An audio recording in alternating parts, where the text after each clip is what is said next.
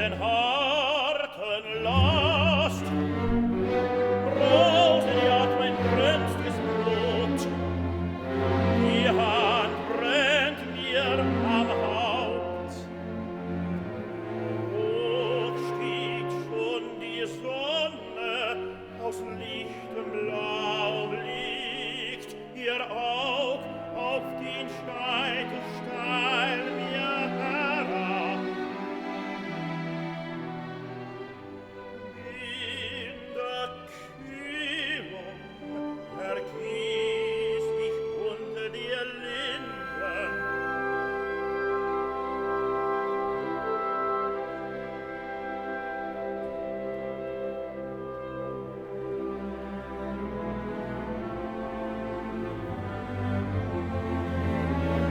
Noch einmal, liebes Vöglein, da wir so lang lästig spürt, lauscht ich gerne deinem Sange.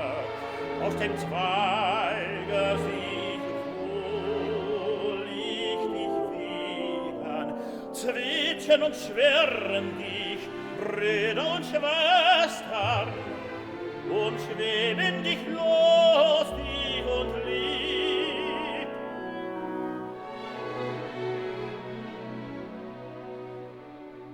Doch ich bin so allein, hab nicht Brüder noch Schwestern,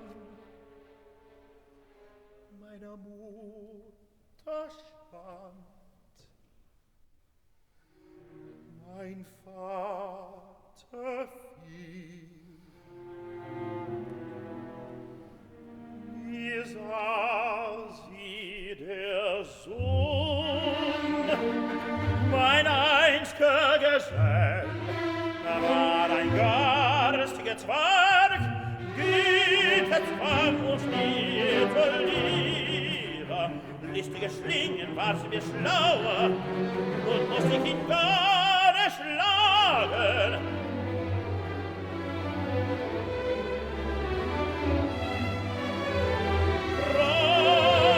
Freundliches Vöglein, ich frage ich nun.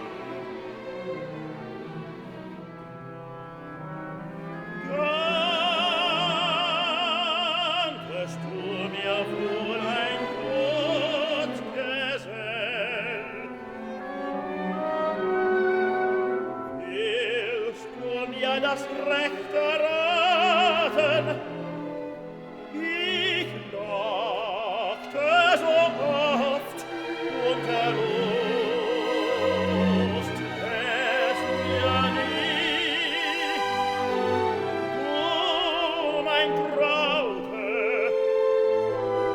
treffst es wohl besser, so recht ja rietest